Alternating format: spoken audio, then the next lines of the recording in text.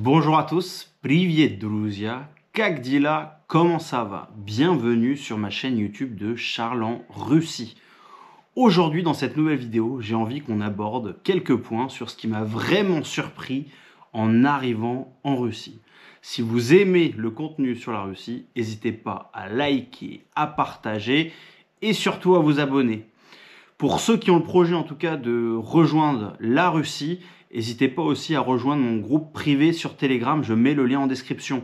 On est plus de 65, vous aurez énormément d'informations et surtout très rapidement. Allez.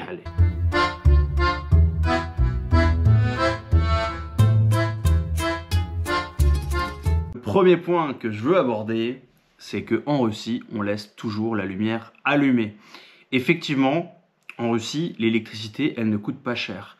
Et ils n'ont pas du tout l'habitude d'éteindre la lumière quand ils sortent d'une pièce. Alors que moi, j'ai plutôt été éduqué à la maison avec mon père à me dire mais il faut éteindre la lumière quand tu sors d'une pièce, c'est pas toi qui payes l'électricité. Et effectivement, en France, l'électricité, elle est très chère. Et c'est vrai que quand ma femme, elle m'a rendu visite plusieurs fois à Bordeaux et puis on a habité ensemble en France, elle n'avait pas l'habitude d'éteindre la lumière, mais l'électricité coûte vraiment cher. Et les Russes n'ont pas du tout cette habitude-là. Deuxième point, on enlève les chaussures avant d'entrer dans la maison. Je peux vous dire qu'en Russie, ça rigole pas avec ça, ça peut barder. Combien de fois je me suis fait reprendre? Charles, enlève tes chaussures, il y a des chaussons et en plus les Russes en général ils ont des chaussons d'invités. Et effectivement en France on n'a pas toujours l'habitude d'enlever nos chaussures, surtout au rez-de-chaussée ou dans le salon. Et c'est vrai que c'est porteur de microbes, de bactéries et c'est pas très propre de mettre les chaussures qui ont été dans la rue dans la maison. Mais en France on n'a pas cette habitude là. Au niveau des repas, troisième point. Les repas en Russie, donc pas au restaurant, pas de la semaine, mais vous allez à la campagne, vous êtes invité chez des amis, vous aurez tout qui est servi sur la table en même temps. C'est-à-dire qu'ils vont emmener les entrées, les plats, les salades, les soupes, les gâteaux, tout va être étalé sur la table en même temps. Nous en France, on a quand même une tradition de la table et l'art de la table. C'est entrée. Alors en France, on a plusieurs couverts. Moi, j'ai toujours été habitué chez mes grands-parents. Il y a les premiers couverts de service pour les entrées, le couvert avec un autre couteau, une autre fourchette pour le repas, le couteau pour le fromage avec la fourchette à fromage, le couteau, la fourchette pour la salade, et puis encore le dessert. Ce qui fait qu'on peut se retrouver avec 4 fourchettes à gauche et 4 couteaux à droite. En Russie, ça y est à table et tout est présent sur la table. Et c'est un buffet, vous servez, vous mangez. C'est vraiment une autre manière de consommer. Et c'est vrai que ça m'a surpris en arrivant en Russie. Les amis, j'en profite, si vous avez besoin d'un traiteur à Moscou, vous pouvez découvrir cette fourchette. Ils ont pris en charge la nourriture pour l'anniversaire de ma fille et tout était parfait. Frais, varié, délicieux et original. Ils proposent des options adaptées aussi bien pour les enfants que pour les adultes. Et leur service est rapide, fiable et professionnel. Pour un mariage, pour un anniversaire et tout autre événement, avec cette fourchette, vous allez pouvoir transformer votre réception en un moment inoubliable. Je vous mets le lien en description si vous souhaitez les contacter et sublimer votre table lors de votre prochain événement. Alors, une chose, et ça me surprend toujours, en Russie, les filles qui sont copines s'embrassent sur la bouche pour se dire bonjour. Alors ça, moi je suis pas du tout habitué à ça. Il n'y a aucune connotation derrière, c'est vraiment un geste amical pour se dire bonjour. Même les filles avec leur famille vont s'embrasser sur la bouche.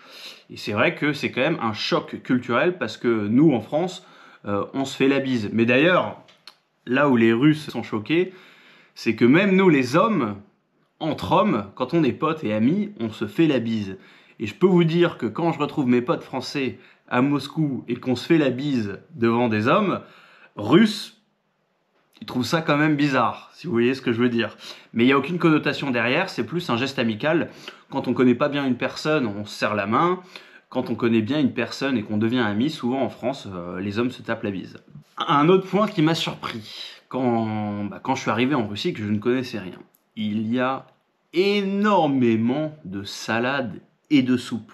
Alors, j'aime les salades, j'aime la soupe, Mais ici, c'est quasiment à chaque repas une soupe différente. Le borsch, oura, enfin il y a vraiment un tas de soupes différentes et qu'est-ce que les Russes aiment la soupe, c'est waouh. Mais je réalise aussi qu'on est dans un pays où il fait froid et que la soupe aide aussi justement contre le froid. Autre point, en Russie, l'écologie est vue vraiment de manière différente. En France, on a l'obligation depuis plein d'années maintenant de trier nos déchets à la maison. On a même plusieurs types de poubelles. Les cartons, le plastique, le verre, les déchets comestibles, etc. En Russie, à Moscou, le tri n'existe pas. Alors est apparu il n'y a pas longtemps les poubelles plastiques, mais c'est vrai qu'on met tout ensemble. Ça a l'air de progresser sur ce sujet-là, mais les Russes voient vraiment l'écologie d'une manière différente que chez nous en France où c'est poussé à l'extrême. Et encore plus, je suis déjà allé en Suisse par exemple plusieurs fois, et en Suisse on est encore à un niveau bien plus extrême sur tout ce qui est poubelle. D'ailleurs, sur un autre point, un point qui m'a vachement interloqué, dans Moscou, de poubelles publiques. Et pourtant, les rues sont très propres. Ça veut dire que il y a une certaine éducation des Russes pour pas jeter par terre. Mais quand vous allez à Paris, à Bordeaux, vous avez beaucoup de poubelles, mais souvent ça se trouve à côté de la poubelle. Ou alors les poubelles sont pleines.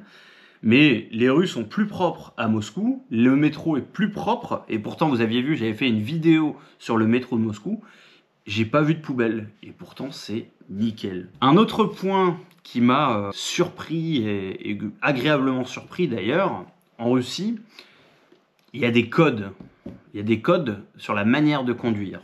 Souvent, vous allez conduire et vous allez vous insérer, vous imposer un passage, etc. Vous appuyez sur le warning et ça veut dire que vous dites merci à la voiture de derrière. Et c'est très important de le faire parce que c'est dans les codes de la société. Autre chose, vous avez vu, j'ai fait beaucoup de longs voyages en Russie pour aller dans le sud de la Russie, dans le nord de la Russie. On est sur des grandes routes départementales et il y a plusieurs moments où il faut doubler des camions. Mais on n'a pas de visibilité. Alors pour ça, les camions ont aussi un code. Ils mettent le clignotant à droite ou à gauche, ce qui signifie qu'on peut ou non doubler. Donc en fait, le camion va vous aider à doubler. J'ai jamais vu ça en France. Ça n'existe pas du tout. Un point autre encore, au niveau des anniversaires en Russie. Alors, pour les anniversaires en Russie, et ça aussi j'étais agréablement surpris, la première personne qu'on va féliciter, c'est la maman.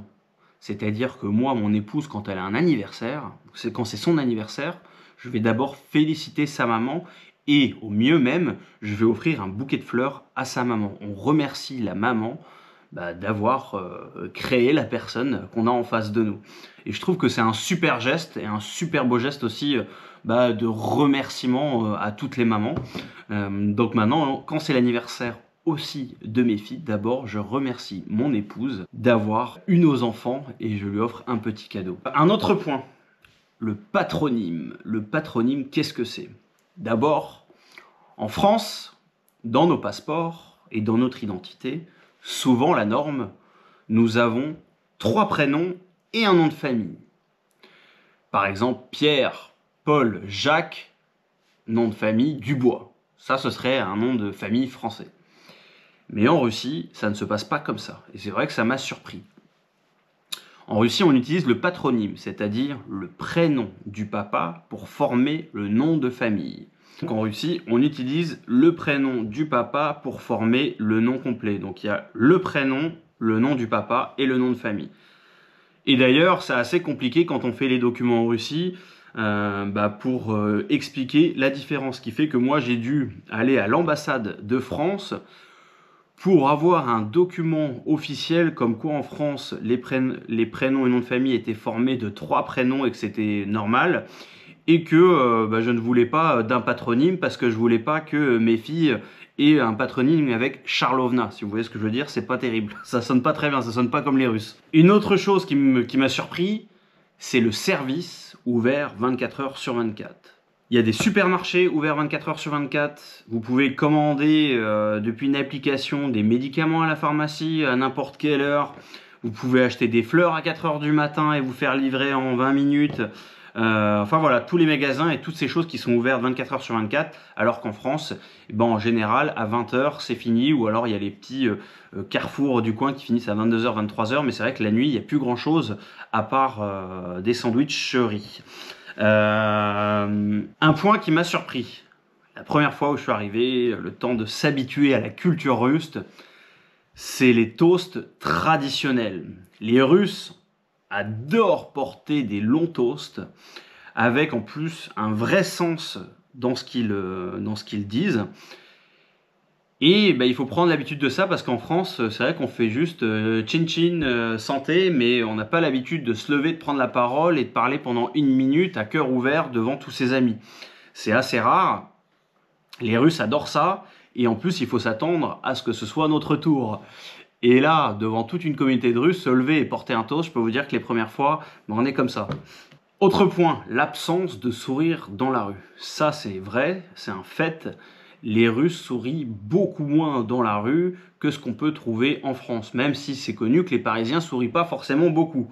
Mais c'est les cultures, les Russes ne sourient pas comme ça dans la rue, et en fait, un sourire, ça se mérite. Au niveau des fêtes familiales, et là aussi, je reviendrai sur un sujet plus long dans une vidéo. Mais Noël en Russie, c'est pas le jour de la naissance de Jésus, et donc le Père Noël. Et c'est vrai que depuis que je suis avec ma femme, on a échangé là-dessus, et je comprends pas pourquoi la naissance de Jésus est associée le même jour avec le Père Noël. Et c'est vrai que ça met un peu de confusion dans la tête, parce que c'est deux choses qui sont complètement différentes.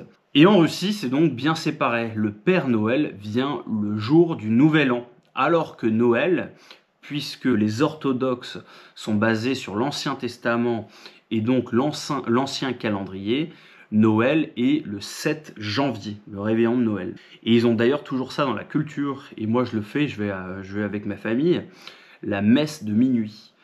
Donc la messe de minuit commence à minuit et la cérémonie dure jusqu'à quasiment 4 heures du matin. Donc là, je peux vous dire que c'est des vraies messes de Noël qui sont très longues et intenses. Voilà pour cette vidéo les amis, j'espère que vous aurez aimé les choses qui m'ont surprise en arrivant en Russie. Si vous aimez ce type de contenu, n'hésitez pas à me le dire dans les commentaires et j'essaierai de vous faire des vidéos plus souvent là-dessus. Paka paka, ciao.